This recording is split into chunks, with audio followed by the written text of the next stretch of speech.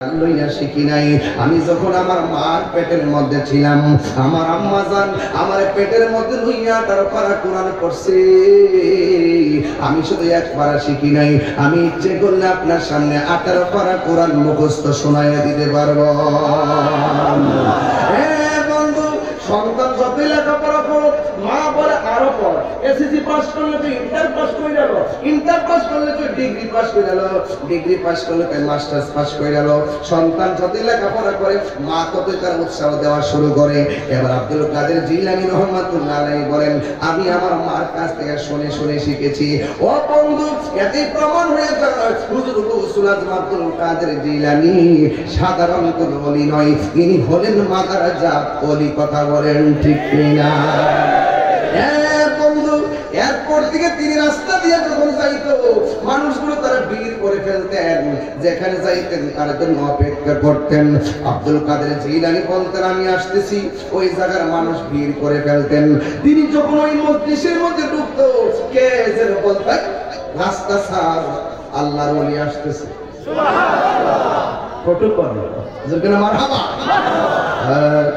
রাস্তা ছেড়ে দেন। এবার উপস্থিত মানুষগুলো বলে, ইয়া আব্দুল কাদের, আপনার সাথে কোনো সফর সঙ্গী ছিল না, আপনার সঙ্গে কোনো মানুষ ছিল না, আমরা ছিলাম যতজন, আমরা কোনো কথা বলি নাই। কে যেন আমরা বলছে, রাস্তা কিনার পর আল্লাহর বন্ধু আসতেছে, আল্লাহর বন্ধু আসতেছে।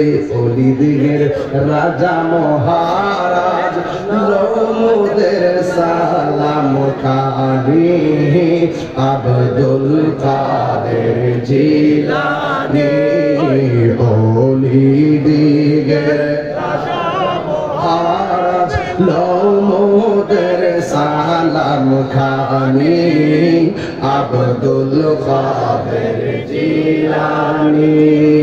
নজদি ওহাবীর ফিতনায় পড়ে যাইব জিমো দের ঈমান, বেদিন দিগের অত্যাচারে বড়ই মোরা পেরেশান, বড়ই মোরা পেরেশান। পাঞ্জাত পাঞ্জাত মানেননি আপনারা? আর মানেননিও? পাঞ্জাতনের দোহাই তোমার, পাঞ্জাতনের দোহাই তোমায়, তোর মুশকিল আসানি, আব্দুল কাদের জিলানী ওলিদের রাজা মহারাজ, ওলিদের রাজা মহারাজ রহমতের সালাম খানি, আব্দুল কাদের জিলানী। জোরে জোরে কে আল্লাহু আকবার বলা যাবে না?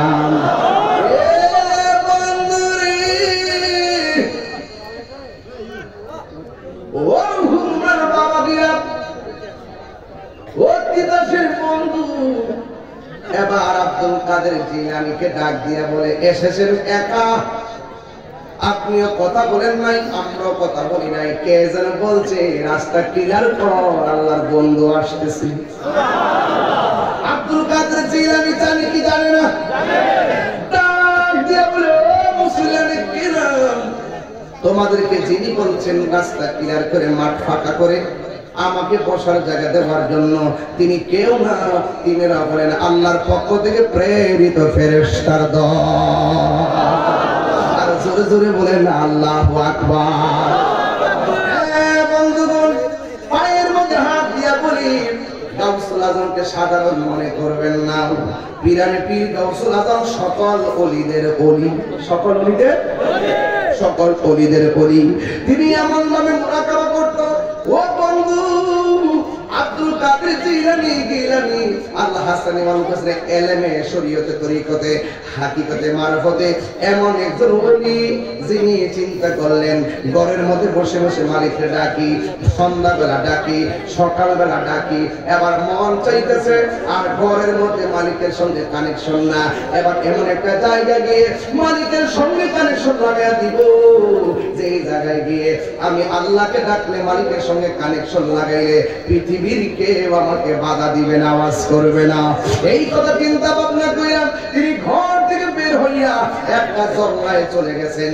জঙ্গলায় যাইয়া তিনি মুরাকাবার মধ্যে বসে গেছে।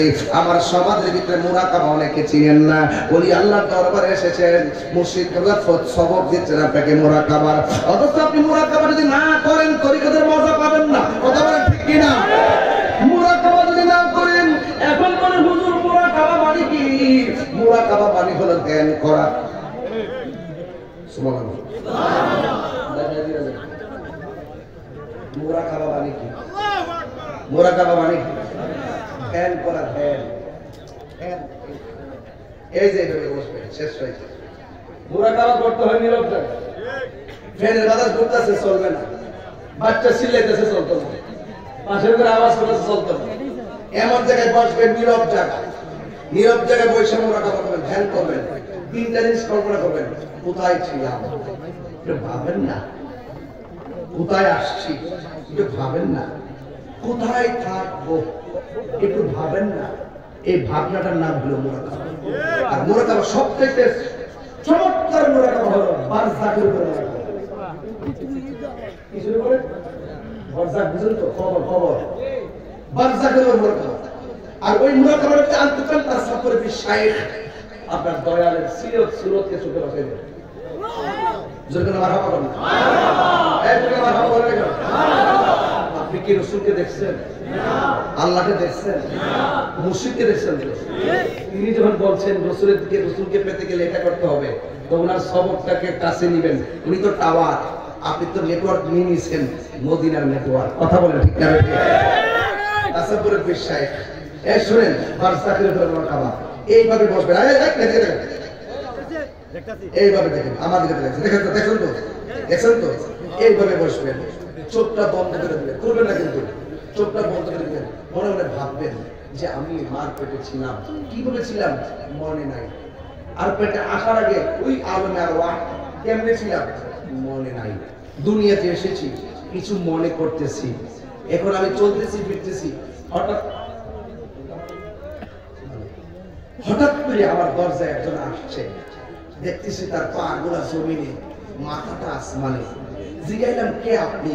তিনি আমাকে বললেন আমি আজরাইল। কেন আসছেন? তো তোমার বিদায় ঘন্টা বেজে গেছে। তখন আমি পেরেশান হয়ে গেলাম, আরে এই মুহূর্তে ঘরবর্তী মানুষ, কেউ যে আমাকে ধরে রাখতে পারতেছে না, আমাকে নিয়ে যেতেছে। আহা, আমার রুহুটা নিয়ে গেল। আমাকে গোসল করাইতেছে, আমার গোসলে পানি দিচ্ছে, নাকে তুলা ঢুকাই দিচ্ছে, কানে তুলা ঢুকাই দিচ্ছে, মসজিদের খাট এসে গেছে, মানুষ আমাকে কাঁধে নিয়ে নিছে, জানাজার মাঠে হাজার লোক এসে গেছে, 4 জন কাঁধে করে আদার বাড়িতে নিয়ে গেছে, কবরে 3 জন গ্রামায়া দিছে, উপরে ছানিগুলো দিয়ে দিছে, বাঁশগুলো দিয়ে দিছে, চাটাইগুলো দিয়ে দিছে, মাটিগুলো দিয়ে দিছে, দেওয়ার পরে মাটি দিয়া সব বিদায় হয়ে যেতেছে।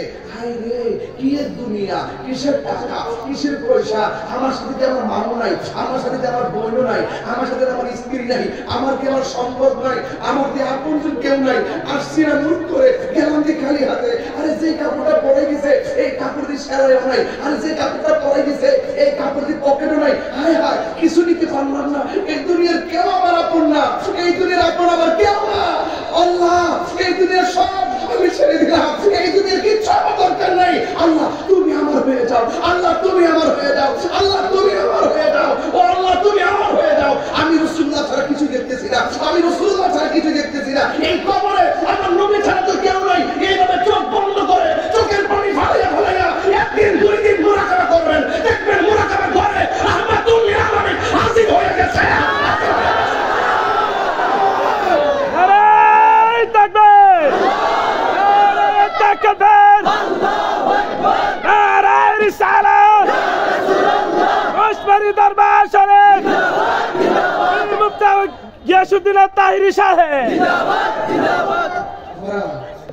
এই পৃথিবীটা নকল। এই পৃথিবীর মানুষ এত স্বার্থপর, আপনাকে আমি বুঝাতে পারতাম না। এই পৃথিবীর মানুষ আপনার সুখের ভাগ নেওয়ার জন্য কামড়াকামড়ি করবে। এই পৃথিবীর মানুষ সুখের ভাগ নেওয়ার জন্য কামড়াকামড়ি করবে। এই পৃথিবীর মানুষ আপনার কষ্টের সময় পাশে পাবেন না। এই পৃথিবীর মানুষ আপনার দুঃখের সময় কাছে পাবেন না। এই পৃথিবীর সব টাকার ভাগ নেয়। এই পৃথিবীর সবাই টাকার ভাগ দিতে ব্যস্ত। এই পৃথিবীর সবাই পয়সার ভাগ দিতে ব্যস্ত। এই পৃথিবীর সবাই সম্পদের ভাগ দিতে ব্যস্ত। এই পৃথিবীর মানুষ মরণের কষ্টের ভাগ নেয় না, কবরের কষ্টের ভাগ নেয় না। একটা দিন না দুইটা দিন অসুস্থ হয়ে পড়ে থাকেন, কেউ আপনার খবর নিবে না। একটু ফোন দিতে হাই হ্যালো, এতটুকুই। এই পৃথিবীর কেউ আপন না। পৃথিবীর মানুষের দুঃখ দেখে একটু দূরে চলে যায়, সেই আমার কাছে কিছু চায়া বসে থাকে। এই পৃথিবীর মানুষ যদি কেউ কাউকে বিপদে ধরতে চায়, আমার সে দূরে চলে যায়, না জানা তাকে ধরে আবার গাড়ি ভাড়া করে হসপিটালে তাকে নিতে হবে। এই ঘরের কাছে কেউ আসে না।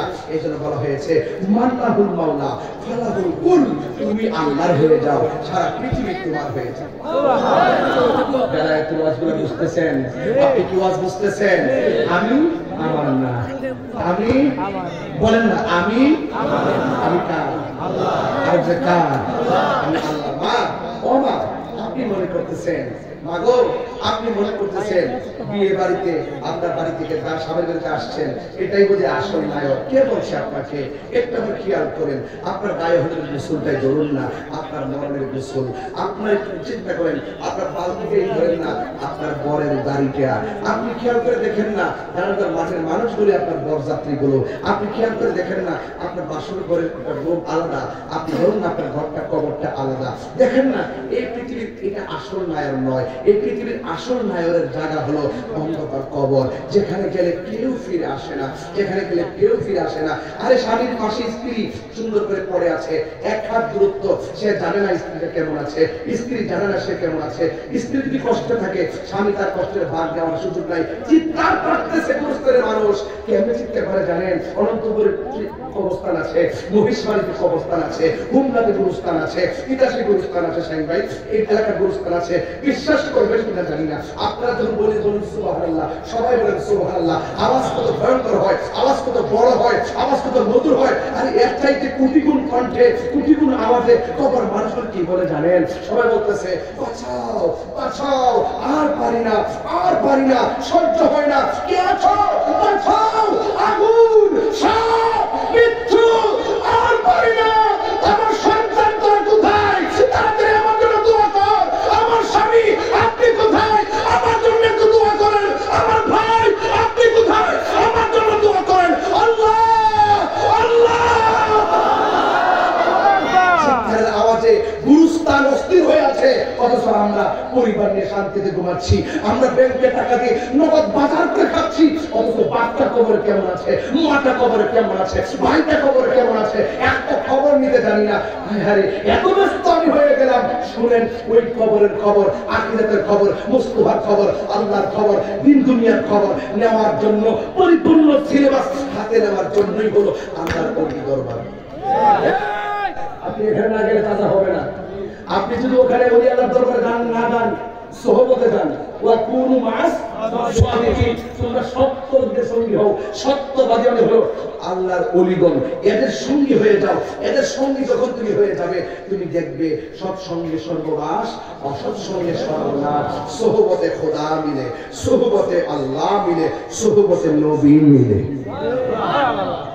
আমার মরণে কতদিন বাকি আমি জানিলাম না গো আল্লাহ, মরণে কতদিন বাকি আমার, মরণে কতদিন বাকি আমি জানিলাম না গো আল্লাহ, মরণে কতদিন বাকি। আজরাইল আসিয়া যখন হস্তে দিবা দড়ি, আজরাইল আসিয়া যখন হস্তে দিবা দড়ি, তখন আমার মনা ভাই হরবালুকা লুকি আমি জানিলাম না গো আল্লাহ মরণের কত দিন বাকি আমার মরণের কত দিন বাকি জানিলাম না গো আল্লাহ মরণের কত দিন বাকি আর 40 দিন আগে বাইরে মৌতের নিশানি 40 দিন আগে বাইরে মৌতের নিশানি জমদূতে বা ইন্দানি বচকে দিয়া আমি জানিলাম না গো আল্লাহ মরণের কত দিন বাকি হার হায়াত হইল হাতে বাইরে মত হইল পায়ে হায়াত হইল হাতে বাইরে মত হইল পায়ে সেই জায়গা যার মরণ লেখা সেই জায়গা সে মরে আমি জানিলাম না গো আল্লাহ মরণের কত দিন বাকি আমি যদি জানতাম শাহিন ভাই আমার আগে মারা যাইব শাহিন ভাই বলতো ভাই আমার সময় নাই দোয়া করিন শাহিন ভাই যদি জানতো আমি কালকে মারা যাব আমি বলতাম ভাই আমার আয়ু শেষ হয়ে গেছি কে কার আগে মারা যাবে আমরা জানি না এই 4-5টা মানুষ থেকে কে জানে কারে সাইরা চলে যায় জানি না কথা আমার একটাই থাকবো আল্লাহ আমি তাহিরি কথা তোমার কাছে একটাই থাকবো জয়পুর মাহফিলে গেলে হাজার হাজার মানুষ লাইন দিয়ে আসছে কে কোন দিন মারা যাবে আমি জানি না হয়তো আমি তাদেরকে ছেড়ে চলে যাবো তারা ফাঁকে ফাঁকে আমার ছেড়ে চলে যাবো 100-150 বছর পরে এখানে একটা মানুষ আর দুনিয়ায় থাকতেন না সব আমরা চলে যাবো আল্লাহর 3 বার ডাক দেন না আওয়াজটা করে কর না আল্লাহ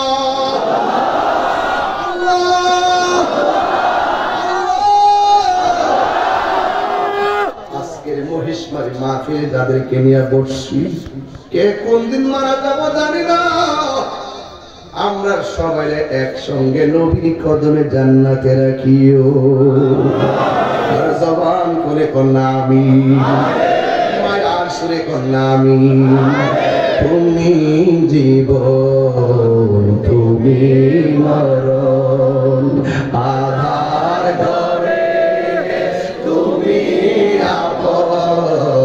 তুমি জীবন তুমি মরণ আধার ঘরে তুমি আপন তুমি মোদের পারের তরি তুমি মোদের পারের তরি তুমি নিদানে তরানে ওয়ালা Ya Rasulullah Ya Habiballah Ya Rasulullah Ya Habiballah Ya Rasulullah